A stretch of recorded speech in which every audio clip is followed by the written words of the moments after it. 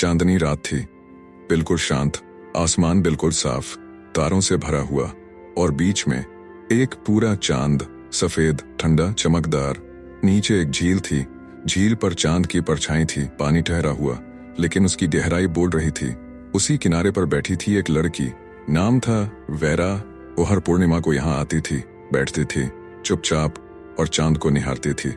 लोग कहते थे वो पागल है, कोई कहता किसी के इंतजार में है, लेकिन कोई नहीं जानता था उसकी सच्चाई।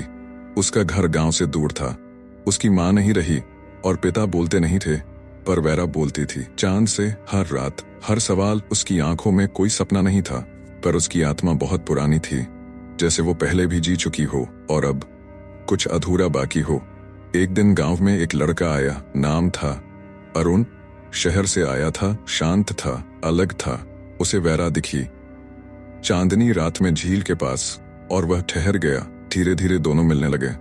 हर रात उसी झील के पास बिना कुछ बोले बस साथ बैठते।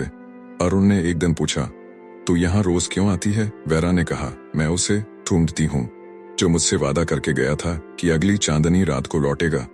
अरुण चुप हो गया, उसके मन में कुछ हिला, जैसे कोई भूली याद लौट आई हो। उसने कहा, अगर वो लौट आए तो? वेरा मुस्कुराई, बोली, तब ये झील हिलेगी और चांद नीचे उतर आएगा। अरुण की आंखों में कुछ चमका, उसे झील की गहराई बुला रही थी। उसने वेरा का हाथ पकड़ा। एक पल और सब कुछ बदल गया। झील में लहरें उठी, चांद की परछाई टूट गई, और जैसे रोशनी नीचे उतर आई, वेरा की आंखों से आंसू बह निकले। उसने कहा, तू ही था, मैं जानती थी। पिछली जन्म में तू गया था और मैंने वादा किया था इंतजार करूंगी।